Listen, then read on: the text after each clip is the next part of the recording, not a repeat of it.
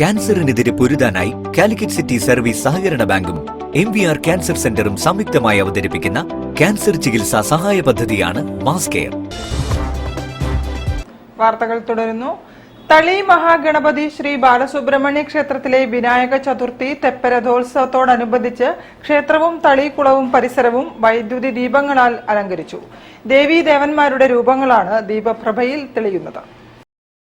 വിനായക ചതുർത്ഥി തെപ്പരഥോത്സവത്തിനൊരുങ്ങി തളി മഹാഗണപതി ബാലസുബ്രഹ്മണ്യ ക്ഷേത്രം. സെപ്റ്റംബർ 3 മുതൽ 7 വരെ നടക്കുന്ന ഉത്സവത്തിനായി തളി ക്ഷേത്രക്കുളവും പരിസരവും ദീപാലങ്കാരങ്ങൾ കൊണ്ട് മനോഹരമാക്കി. ദേവഗണപതി, സുബ്രഹ്മണ്യൻ, അയ്യപ്പൻ, തിരുമാന്താംകുന്ന് ദേവി, അനന്തശയനം, ലക്ഷ്മി നരസിംഹമൂർത്തി, ഭുവനേശ്വരി, ഗുരുവായൂരപ്പൻ, പരമശിവൻ, കാഞ്ചി കാമാക്ഷി, അന്നപൂർണേശ്വരി, ശ്രീകൃഷ്ണൻ, ശിവപാർവതി, മഹാവിഷ്ണു തുടങ്ങിയ 15 വൈദ്യുത ദീപാലങ്കാര ടവറുകളാണ് തളിക്കുളത്തിന് ചുറ്റും സജ്ജീകരിച്ചിരിക്കുന്നത്. ഉത്സവ ദിവസങ്ങളിൽ ഗജപൂജ നടക്കും. വിനായക ചതുർത്ഥി ദിവസമായ സെപ്റ്റംബർ 7-ന് വിശേഷാൽ മഹാഗണപതി ഹോമം നടക്കും.